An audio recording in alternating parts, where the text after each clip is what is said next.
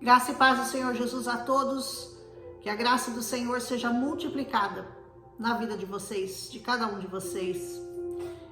Esse último capítulo de Colossenses é bem curto e eu não consegui pensar em muita coisa para falar para vocês, mas o Espírito Santo certamente sempre tem uma palavra que sai da nossa boca para edificar alguma vida. Então eu creio que esse capítulo vai trazer alguma coisa interessante para mim e para você, que eu não consegui identificar ainda, mas vamos esperar que o Senhor termine de falar por mim, né? Ele começa dizendo nessa última carta aos Colossenses, para aqueles senhores, ou seja, para os patrões. Ele diz: senhores, deem aos seus escravos o que é justo e direito, sabendo que vocês também têm um Senhor no céu. Você está pensando que você é dono de alguma coisa? Não, na verdade você tem um Senhor no céu. Certamente que naquele tempo já havia uma exploração dos trabalhadores, principalmente os escravos, né, daquele tempo. E Paulo estava lembrando esses senhores que provavelmente já tinham se convertido, faziam parte da igreja, para que eles dessem um salário justo, umas condições justas de trabalho, que é o que todo ser humano merece, né? Condições mínimas de trabalho. Dediquem-se, ele diz, à oração. Estejam alertas e sempre agradecidos. Você não pode deixar nunca de orar por todas as pessoas.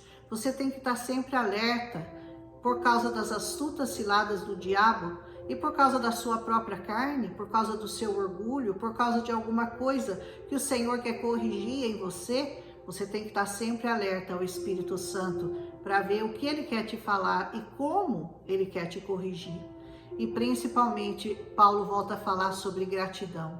Sejam gratos em qualquer circunstância, passando por qualquer dificuldade que você esteja. A gratidão tem que fazer parte da sua vida. Ao mesmo tempo, orem também por nós. Não deixem de orar pelos apóstolos, não deixem de orar pelos pastores, de orar por aqueles que estão em eminência no reino de Deus, porque são os que sofrem maiores ataques, para que Deus abra uma porta para a nossa mensagem, a fim de que possamos proclamar o mistério de Cristo, pelo qual eu estou preso. Neste momento, o apóstolo Paulo estava preso e ele dizia: eu oro para que vocês orem por nós, eu peço para que vocês orem por nós, para que Deus abra uma porta, para que ele pudesse pregar essa mensagem, que era a única intenção maior do apóstolo Paulo, era pregar a mensagem dos mistérios de Cristo para toda a criatura. Eu não creio que ele se importava muito pelo fato de estar preso, senão pelo fato de que a palavra não podia ficar presa, de que a palavra tinha que ser liberada, a palavra tinha que ser falada, a palavra tinha que ser ministrada a todos. E essa era a preocupação de Paulo, para que quando ele pede oração, não é exatamente, eu penso, não é porque ele se sentia mal de estar preso, não, ele se sentia honrado de estar preso pelo nome de Jesus. Mas o que ele não queria é que aquela palavra deixasse de ser ministrada e que algumas pessoas se perdessem por causa da prisão que ele estava. Amém? Orem para que eu possa manifestá-lo abertamente, como me cumpre fazê-lo. Olha o que ele desejava fazer: manifestar Cristo abertamente, porque essa era a missão que ele tinha. Sejam sábios, ele diz, no procedimento para com os de fora. Aproveitem ao máximo todas as oportunidades. Você não perca nenhuma oportunidade de pregar essa palavra a toda criatura. Toda chance que você tiver, em todo momento, em qualquer circunstância da sua vida, aproveite as oportunidades para lançar essa palavra, porque essa palavra é viva e eficaz. E você nunca sabe quando é o momento que o Espírito Santo vai usar a sua fala, geralmente é sempre, e vai transformar uma vida. Então não perca a oportunidade de pregar essa palavra para ninguém. O seu falar, ele diz, seja sempre agradável, Não use palavras ríspidas, não critique, não jogue nada na cara das pessoas, não fale contra a religião, a crença das pessoas, apenas apresente a elas o seu Deus. Aleluia! Temperado com sal, para que saibam como responder a cada um. Você está preparado para dar respostas para as perguntas mais capciosas, para as perguntas que você não está preparado? Você tem sempre uma resposta preparada nessa palavra para dar às pessoas que fazem perguntas a você? Então se prepare. Conhecer essa palavra é fundamental para saber o que responder às pessoas, amém? Tíquico lhes informará todas as coisas ao meu respeito. Tíquico era alguém que estava indo lá levar a carta, era um informante, e ele passaria as informações àqueles irmãos a respeito de Paulo, que estava escrevendo a carta. Ele é um irmão amado, diz Paulo, um ministro fiel, cooperador no serviço do Senhor. Que maravilha se você recebesse essa recomendação de Paulo, né? Coloca seu nome aqui, né? Você informará todas as coisas ao meu respeito. E ele diz, esse é um irmão amado. Você é um irmão amado? Você é um ministro fiel? Você é um cooperador no serviço do Senhor? Será que se Paulo fosse falar com você, ele falaria com essas qualidades que ele deu a Tíquico? Eu espero que sim, né? Porque nós buscamos muito sermos fiéis e sermos cooperadores a serviço do Senhor Jesus. Eu envio a vocês precisamente com o propósito de que vocês saibam de tudo o que se passa conosco e para que ele fortaleça os seus corações. Não é para que eles ficassem entristecidos ou para que eles ficassem penalizados porque Paulo estava preso, não. Ele só queria que eles soubessem o que estava acontecendo, para que eles orassem por ele, para que portas fossem abertas e para que os corações deles fossem fortalecidos. Todo medo fosse lançado fora e apenas o coração fortalecido pelo Senhor. Não é lindo isso, gente? Ele irá com Onésimo, fiel e amado irmão. Olha cada nome, né? Tíquico, Onésio, vai vendo. Que é um de vocês. Eles irão contar-lhes tudo o que está acontecendo aqui. Aristarco, mais um nome bonito aí, de sugestivo, meu companheiro de prisão, esse estava preso junto com Paulo, envia saudações a vocês também. Assim como Marcos, o primo de Barnabé. Vocês receberam instruções a respeito de Marcos, e se ele for visitá-los, recebam-no. Todas as vezes que Paulo mandava algumas pessoas para esses lugares, ele instruía a igreja para que o recebessem bem, para que o tratassem com amor, com carinho, como merece ser tratado um servo de Deus. Jesus, chamado justo, também envia saudações. Esses são os únicos da circuncisão que são meus cooperadores em favor do reino de Deus. Eles têm sido uma fonte de ânimo para mim. Você tem sido uma fonte de ânimo para as pessoas que estão ao seu redor? Você tem sido uma fonte de ânimo na sua igreja?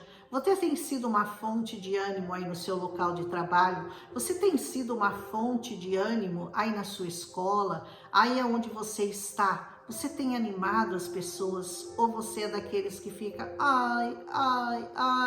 eu não sei o que eu vou fazer, eu tô com tanta luta, tô com tanto problema. Irmão, você foi chamado para ser uma fonte de ânimo e não de desânimo para as pessoas que querem servir ao Senhor. Porque se você que serve ao Senhor está desanimado, imagina as pessoas que estão sem o Senhor, como é que estão, né? Às vezes as pessoas falam, nossa, mas é tão difícil ser crente, né? Vocês não podem fazer um monte de coisa, vocês não podem beber, vocês não podem fumar, vocês não podem se prostituir, vocês não podem ir a muitas festas, vocês não podem dançar. Eu digo, irmão, duro mesmo é ser ímpio, porque ser crente é uma delícia, é uma maravilha, completa o nosso ser, nos anima, nos deixa felizes, nos traz paz, nos traz alegria no Espírito Santo. Se quer uma pessoa que vive feliz nessa terra, são os crentes. A solução, né? Que é Jesus, é que nós não precisamos dessas coisas para nos alegrarmos. Sabe o que nos alegra? a salvação da sua alma. Sabe o que nos alegra? Ver pessoas sendo tiradas do mundo das trevas, do mundo das drogas, do mundo das bebidas, do mundo da prostituição e vindo para o reino do Senhor, para esse reino santo, imaculado, puro, transformador, maravilhoso, aonde nós vivemos. Nós gostaríamos, né, de ver todos aqueles que ainda não entenderam a mensagem da cruz, que eles entendessem, porque é maravilhoso viver com Cristo. Tem perseguições? Claro que tem. Você vai sofrer algum tipo de retaliação? Claro que vai, mas nada, absolutamente nada é comparável ao prazer, a satisfação e a honra de poder servir ao Senhor de todo o nosso coração. E ele diz assim: esses são os únicos da circuncisão, ou seja, não judeus, né? Os únicos da circuncisão que são meus cooperadores em favor do reino de Deus, já circuncidados, né? Talvez no espírito, eles têm sido uma fonte de ânimo para mim. Seja fonte de ânimo para as pessoas. Epáfras, que é um de vocês e servo de Cristo Jesus, também envia saudações. Ele está sempre batalhando por vocês em oração, para que como pessoas maduras e plenamente convictas, vocês continuem firmes em toda vontade de Deus. Tem muitas pessoas orando por nós, orando por você, para que você, como pessoa madura e plenamente convicta da sua fé, continue firme a fazer a vontade de Deus nessa terra. Maravilhosa essa carta de Paulo, né? Maravilhosa. Dele eu dou testemunho de que ele se esforça muito por vocês e pelos que estão em Laodiceia e em Hierápolis. Lucas, o famoso médico, né? O médico amado, e Demas também enviam saudações a vocês. Saúdem os irmãos de Laodiceia, bem como Ninfa e a igreja que se reúne em sua casa. Naquele tempo já havia as igrejas em casa, né? Hoje elas não são tantas, porque nós felizmente podemos frequentar grandes templos, mas a igreja em casa é sempre bem-vinda, né? Faça da sua casa uma igreja e você vai ver como a sua casa vai ser abençoada, né?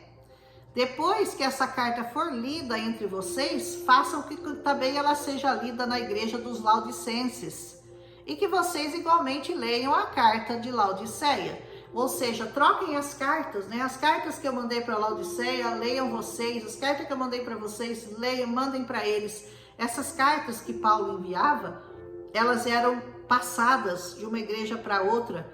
Paulo acho que nunca imaginou, ou imaginou, porque eu acredito que pelo Espírito Santo ele sabia que essa palavra jamais morreria, que ela seria lida em todo o mundo, em todas as línguas, em todas as nações, por todos os povos.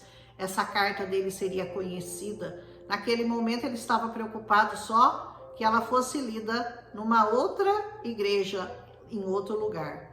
Digam a Arquipo, troca seu nome aí, digam a Roselena, cuide em cumprir o ministério que você recebeu no Senhor.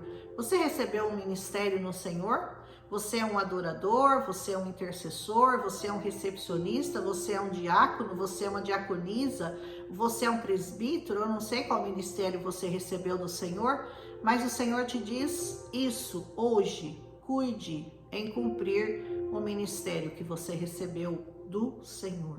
Aleluia!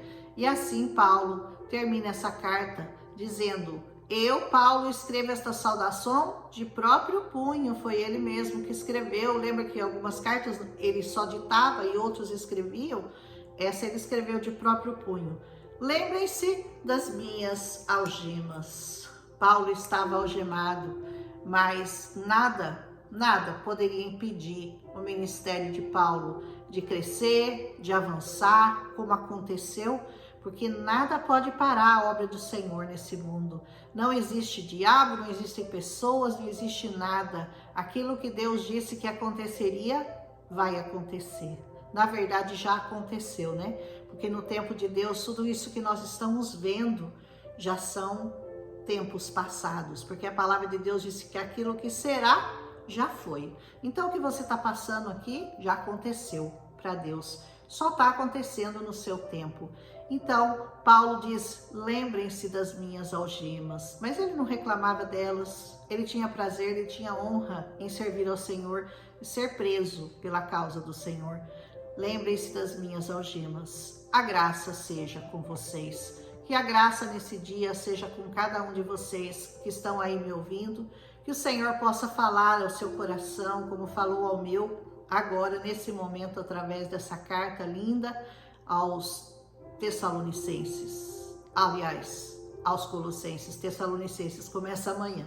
Amém? Um abraço em Cristo Jesus e até amanhã com a primeira carta à Igreja de Tessalônica, aos Tessalonicenses, que serão cartas lindas, mais breves também. Se não me engano, são 5 e 3, 5 e 4, não tenho certeza. São poucas cartas. Logo eu vou estar terminando essa palavra linda, já gravando quase 1000 capítulos dessa palavra. E espero que vocês estejam sendo edificados. Não esquece de deixar seu like aqui, se você gostou, e compartilha com as pessoas que você ama. Um abraço em Cristo Jesus e até amanhã.